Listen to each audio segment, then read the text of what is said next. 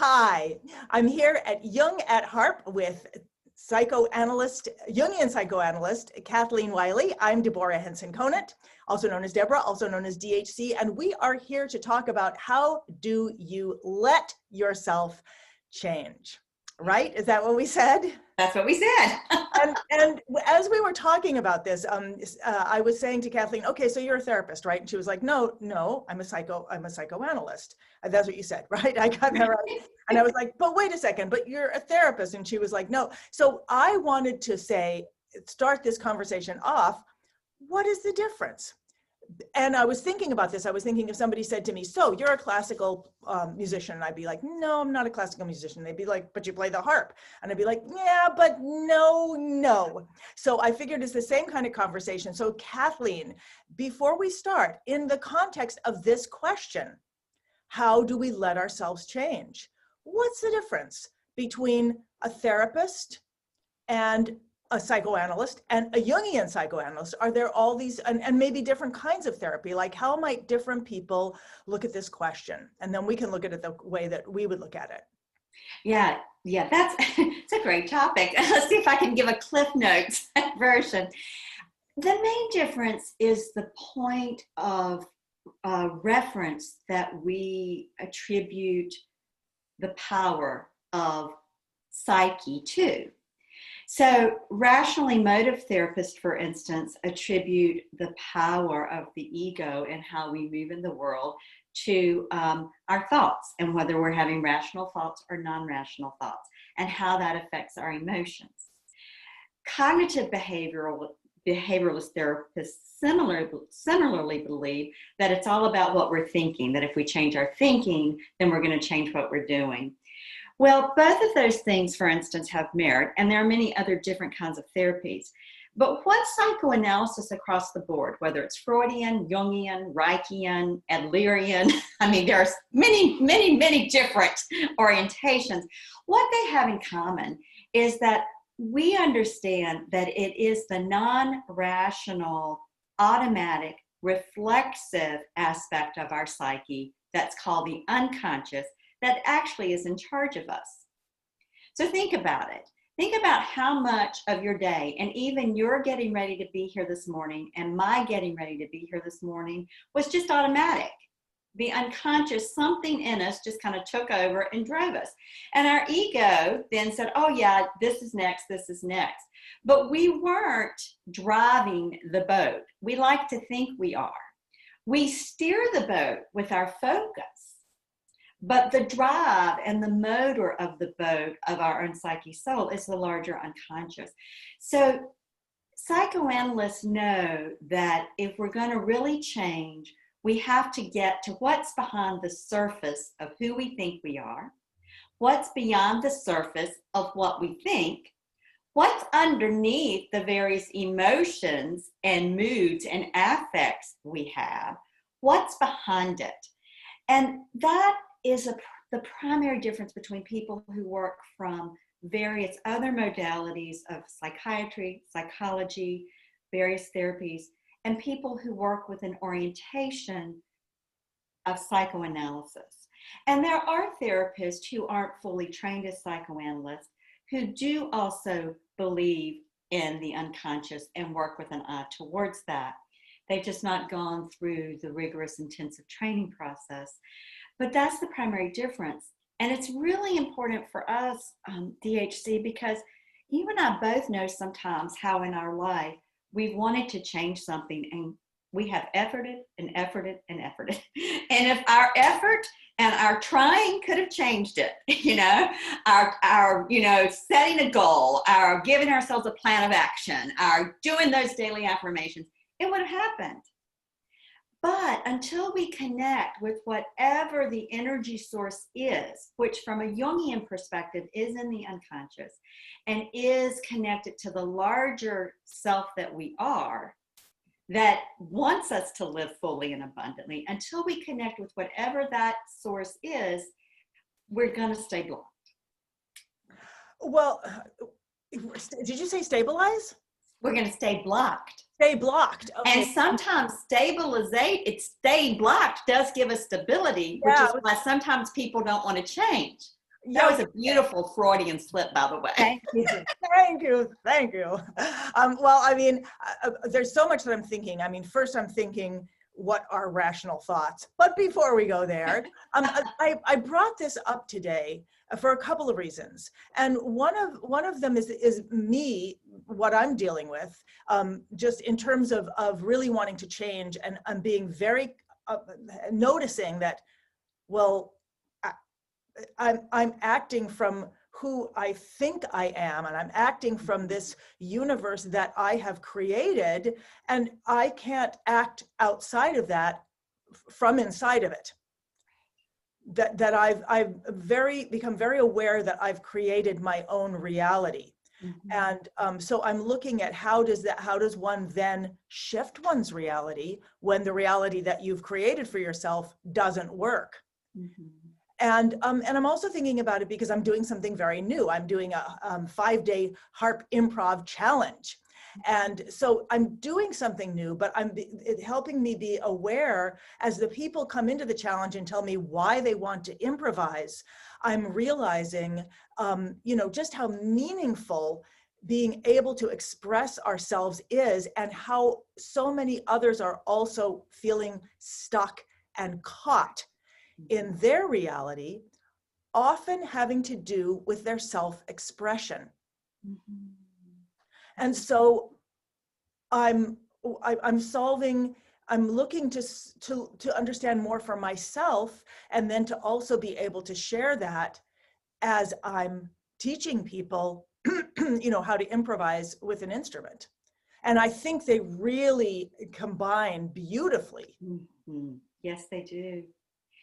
You know what I'm thinking about, in a way, what you're realizing is that with your idea of who you are, you've kind of put yourself in a box, and you're realizing that the box you're in is way too small, that there's something in you energetically with some desire and some imaging about new things that you want to express, but this box, this idea of who you are, isn't big enough to contain it. You're blowing my mind at the moment. Okay. And I wonder why I'm not coming up, even though I'm talking. I wonder if I have something set incorrectly here. Well, let's put us both up. I think that means we're both up today. Okay. It's making me think, so I'm a composer, I'm a performer, and I also have an online school, and I'm coaching. And as a composer, I've been working on this one piece my whole life, called The Golden Cage. I love that I've been working on it my whole life, and that I think it's actually going to be produced this, this fall. We're working on it. And we have but you made me think, and it's about a character who's in a cage. It's actually about two characters. It's about a Birdman who's been searching his whole life for the ultimate security of Birdman mythology, which is this golden cage. That's what they want, this golden cage. And he finally, after his whole life of searching, he finds it. It's everything he ever dreamed of, but with one thing: there's a woman stuck inside of it.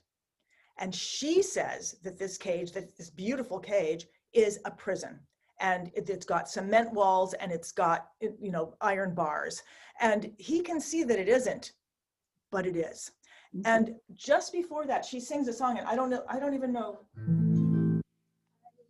To dream. She had sung this song. There's a whole beginning where he happens to land on top of her cage, and she doesn't know it, and a feather comes out and flies, and she grabs this feather and she sees it. And when she sees it, she sings something like, I can't find it. I used to dream. No, something like this. I'll get it wrong, but I'll sing the words anyway. I used to dream, I dreamt I was in flight. I used to dream, I dreamt of soaring on a starlit night. Now I only dream, I dream of dreaming. And the dream is never new. I mean, and there's nothing I can do to change it. Nothing I can say that I haven't said 1,000,000 times before. Nothing that I won't say try again and again and again and again and again. Oh, and she sings, nothing's ever new, and there's nothing I can do to change it. I mean, so that's what she's singing. And you're making me think, and I mean, so I know this. You know the box. I know the box, and I've known the box, you know, since I was a child, because I started writing this when I was, you know, 18 or 19 years old. I saw this as I looked at life, and I thought, you know, is life, you know, what is freedom? Is freedom the freedom to go anywhere, or is freedom the freedom to stay? Is, you know, what is my life going to be about? And I immediately saw these two characters, one of whom was in this cage and one of whom was free but longing for the cage. Mm-hmm.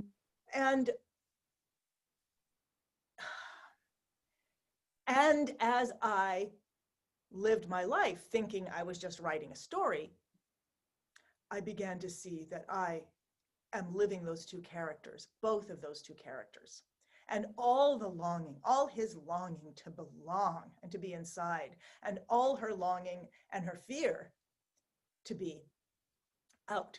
So how do we get there? I don't know, but that's, you just immediately made me think of that box. So clearly I'm walking around with that box that others can see.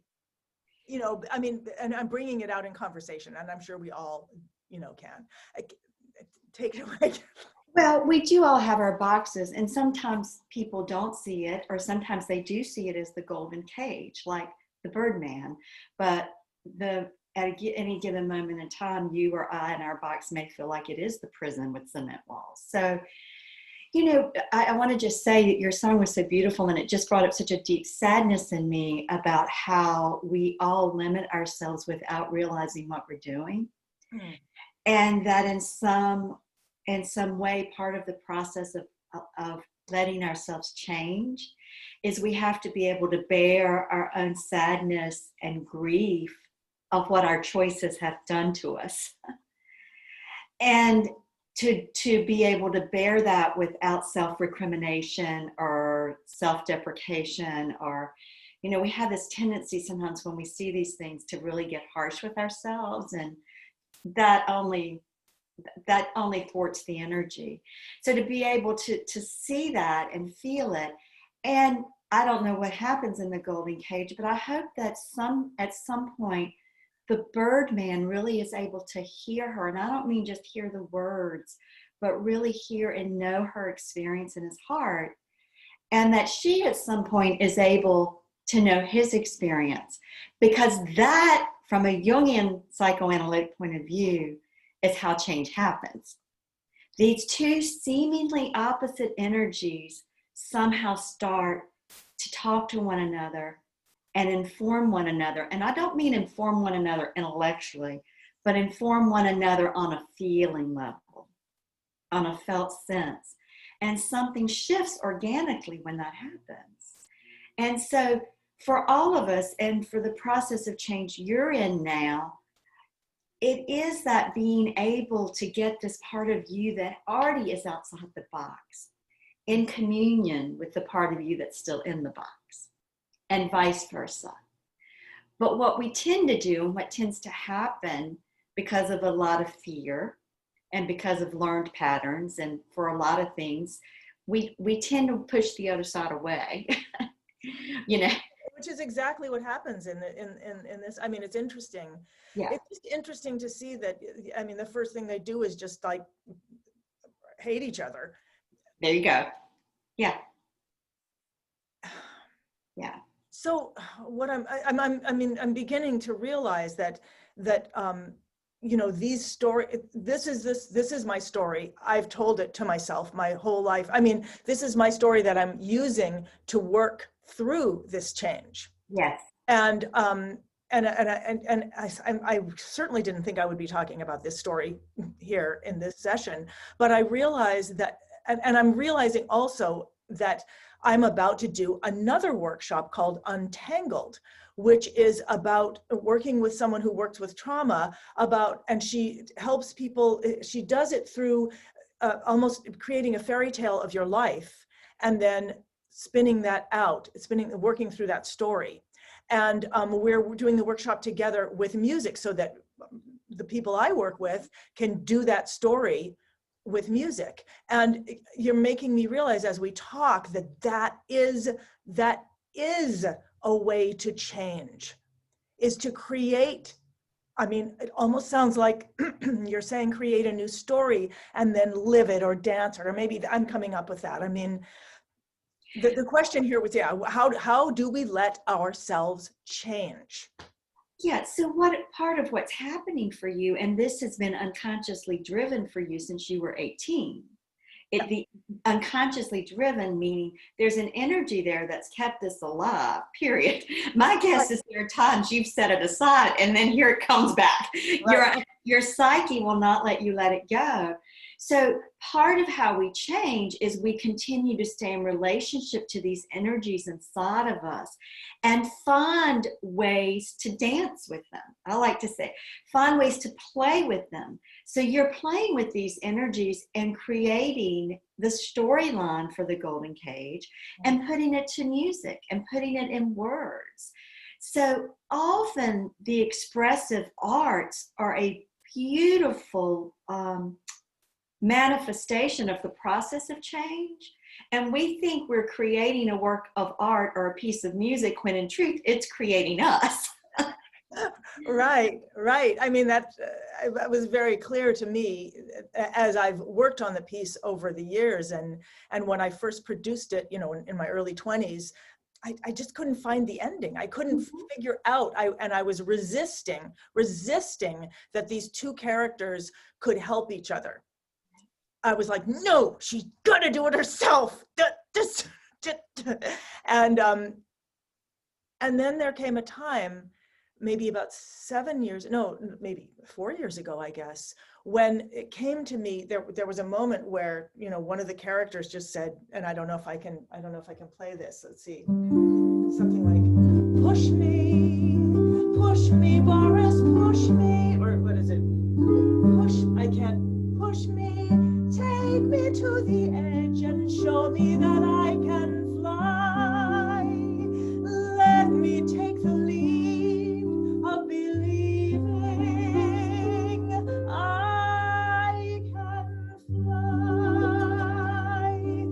It took that. I didn't find that, and I didn't find the idea of like, help me. Right. I can't do this alone. I couldn't even put that into the play until I got to that point to be able to say that.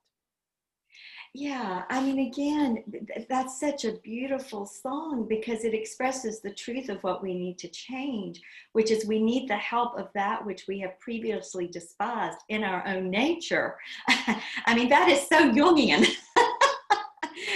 That's such a premise of Jung's psychology and of esoteric spiritual traditions. I mean, it's not just found in Jungian psychoanalysis, but it's found in a lot of the esoteric spiritual traditions that know that we are the whole of it. So in your beautiful composition, the Birdman and this woman are like different sides of the same coin, but it's the same coin. They're the same being, but they've gotten split.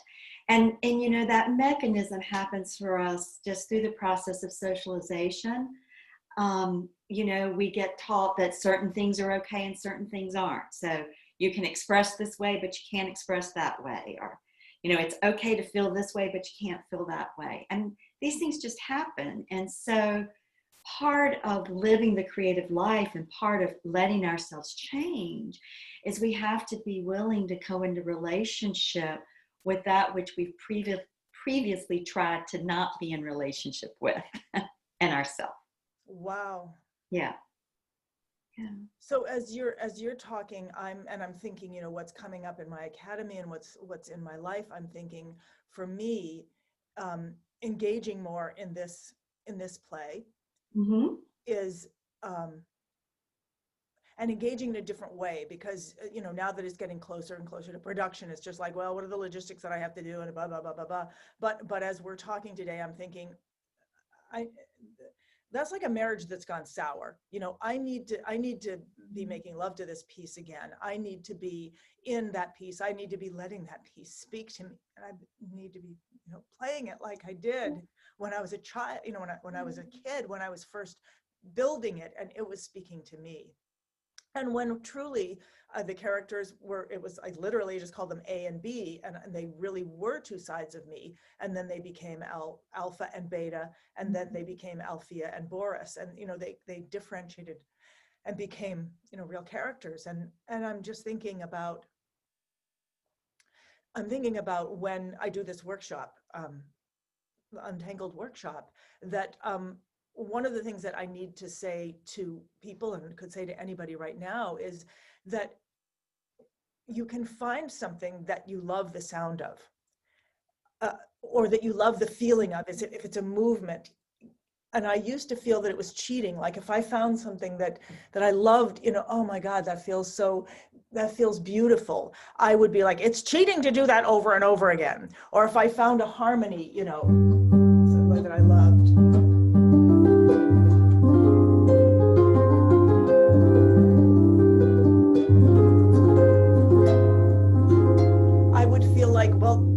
Okay, play it once and then go on to something else.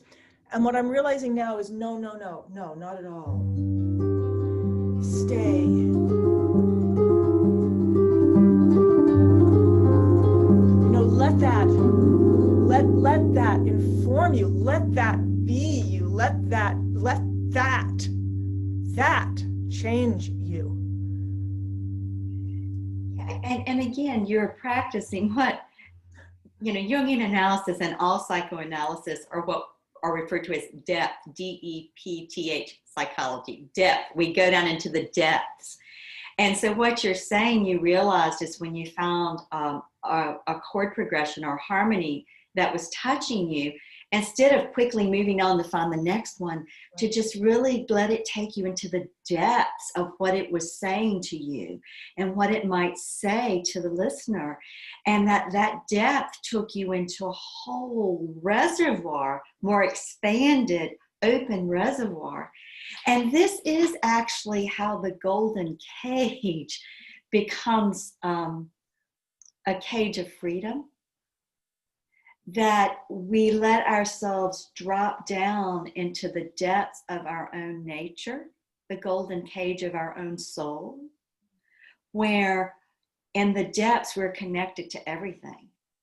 And we can bring up that which is within us in that expression that is truly unique to us and our gift to the world. So it becomes the principle of right limitation. And the Western mystery tradition that preserves some of the early teachings when the psychological and spiritual worlds were trying to inform one another, talks about the principle of right limitation. And right limitation means at any given moment in time, I am in the exact form, the golden cage, that best expresses the wholeness of who I am in that moment. Because everything has to be in a form. There's got to be a chord progression. There's got to be a harmonic progression in your compositions. Right. It may change, but you then got to segue to it. And so we've got to have form. I'm thinking now of the golden cage as a form. So forms are not bad. And this is what the Birdman had: unlimited expansiveness. So he couldn't find himself, because he needed containment.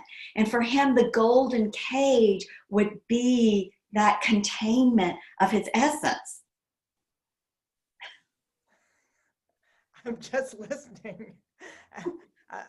Yeah. Well, I'm thinking about that, and I'm thinking,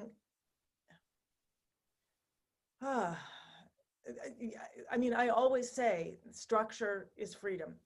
structure meaning form. Mm-hmm. And I just had a session with my students earlier this week, and I was saying, okay, you just looked at this piece. We were looking at pieces from my big work, Invention and Alchemy, and I'm breaking them down, deconstructing them, so that they could then use those structures, those forms. And I was like, okay, what's the form of this? And they were like, ABA, Rondo, and then someone was like, well, you did this, and then you did this, and I was like, no, what are the gestures? Just what are the gestures of it? And finally finally someone said, I know, talk, play, play a melody, do something different than play a melody. And I was like, yes, that's it. That's the form. That's the form that gives you freedom, because it is open to infinite expression.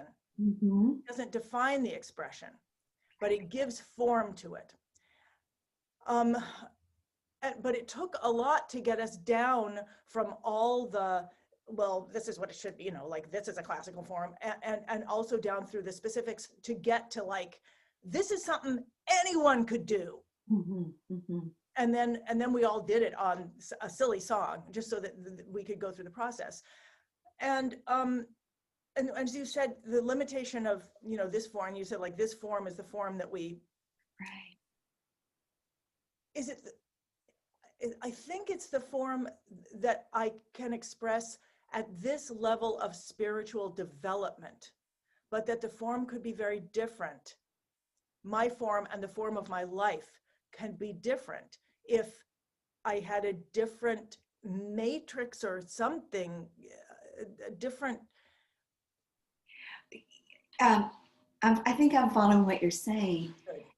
At any given moment in time, our life is the best expression we're able to do, and it is defined by the energies of our psyche that we can consciously relate to at any given moment in time. Right. So we keep, so as we expand, as we integrate other energies, then our capacities increase. So it's like the cage gets bigger. Would be to go like the golden cage becomes bigger, and that we begin. I'm thinking back on something you said in the beginning that may seem contradictory to what I just said, but it really isn't. And so I want to just circle back for a minute and pick it back up because it's important. Jung said this, and also Albert Einstein had a version of it, but Jung said, you cannot resolve a problem in the same state of consciousness in which it was created. And Einstein had a version, you've got to get above it. You've got to get outside of that paradigm. And what I understand that to mean psychologically and spiritually is that if we're caught in too small of a box, where parts of ourself, our emotions, our longings, our desires don't have a place, then we have to get outside of the ruling paradigm of that box to get into a bigger box, a bigger expansion. Right. And the word box here may have negative connotations. So let's just say we're getting into that larger self, because that's really what it is. And so to me, it's not so much about, we can't leave that behind, but we grow beyond it. It's like cracks open. It's like the chambered nautilus. There's a poem by Oliver Wendell Holmes, and I don't know the whole poem and I'll say it wrong, but build me more stately mansions, oh my soul, as the seasons roll, so that I may be vaulted by a chamber, greater until I finally, am in the unending sea. Beautiful. Yeah. Yeah, that's beautiful. Yeah. So how do we do that? Like, what are, I mean, okay, so I'm thinking one thing that I realized this morning is, as I find something I love, whether it's a chord progression or a song, play it until it breaks my heart, and then play it until it breaks my heart over and over and over and over again. And my teacher, Tony, used to describe this as you must be a victim of your own work. And I never understood what he meant, but I'm starting to understand. And so I would say for people who are listening, to have the courage to find, like if you're a musician, to find that one thing you love. And I know people have one thing they love. You know, it might be in a piece, but we're embarrassed to play it over and over and over and over and over again, the same thing. And yet that is the doorway. That is the doorway to the greater chamber, Mm-hmm. that it will open for us. I was at a beautiful, beautiful presentation by a dancer, and she was talking about Emily Dickinson. I won't say this right either, but Emily Dickinson said, when the top of my head is blown off, I know that I have read poetry. Mm-hmm. And that this happens. It often happens when we're alone, and yet it is something that makes us feel so connected. In that moment, we feel completely connected through this thing. So I would say, and this comes out of improvisation. I mean, even if you're playing a piece of music that's written, if you love it, and you can take that part that speaks to your soul, and you don't have to wait for it. You can take it and just play it over and over and over again. That, and then if we can build a story to that as well, if we can tell our story to that as well, that's what I would say. And these are the things that I will be teaching, because I know that it's, you know, one thing to say it and try it, and then it's also really helpful to have somebody guiding you through it. Yeah, and you know, I think what you're saying there, that's such an important part of letting ourselves change, is we have to be willing to be in the discomfort of not knowing, the discomfort of the messiness, which you often say to your students. We have to be able to open up to that birthing is a messy process. And that loss is also a part of changing. So that what I said was that beautiful Freudian slip in the moment where you said stabilize, you know, that somewhere that we sometimes hold on to being in the cage because it's a known stability. It's predictable. We've been in it so long, we know what's going to happen. Right. And there is, in an odd kind of way, a part of us that may feel safe in that. Of course, yeah. Yeah. And so that part of what we have to do is be willing to risk and develop our sense of self enough that we can tolerate the discomfort and anxiety of the unknown. That makes sense to me, and I often don't know how to do that unless I'm coming in from my body. So as you're speaking, I'm thinking, okay, how can I practice being okay, being unbalanced, you know? And literally, I mean, I'm just gonna practice. I mean, I may be falling onto my bed or something, but to start informing myself about what it means to be unbalanced, and to allow that. And to, you know, when I present, I always present barefooted, no matter how many people are in the audience. And this past weekend, I presented virtually to the Hagen Institute Dream Intensive. And one of the people asked virtually, are you barefooted? Because they've seen me present so many times in person. But one of the reasons that I present barefooted is being barefooted literally gives my feet contact with the earth vis-a-vis the floor. So it helps to ground me, because in the moment I'm presenting, I'm so much in the flux of the energy that I'm picking up in the room, of the thoughts that I've prepared, and of just being with the flow to let what needs to come out. And that requires a destabilizing of my ego sense of being in control, and I know exactly what's going to happen. I never know what's going to happen. But I've learned to trust that I can keep enough rootedness in my deeper being through my body, with my feet literally touching the floor, that I can then be in relationship with that flux, the lack of stability.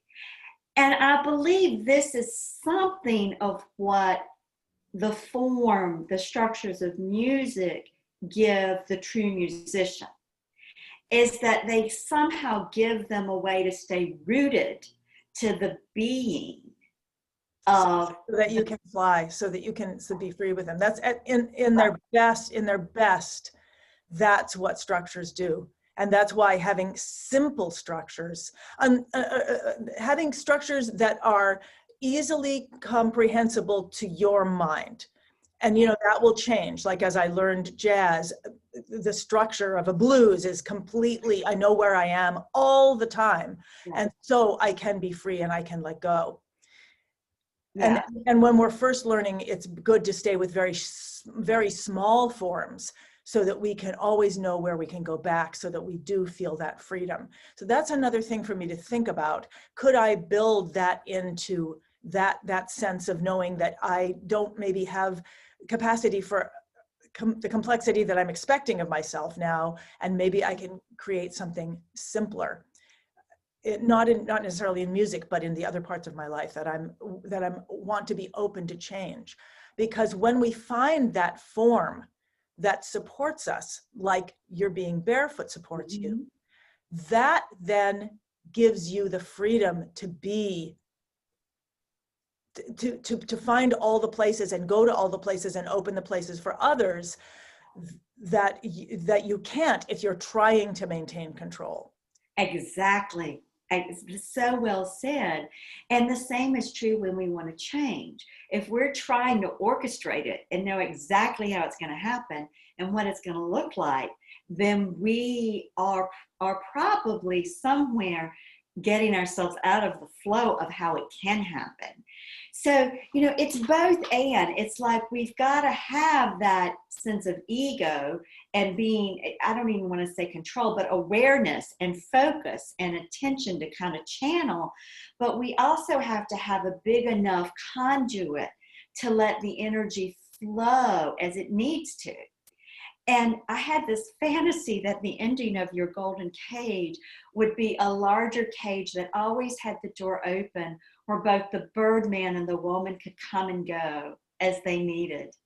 And that is, it isn't a larger cage, but it does become, once, I mean, she says, take the bars and we'll throw them away forever. Because because what she says is that it's not the cage that's the trap.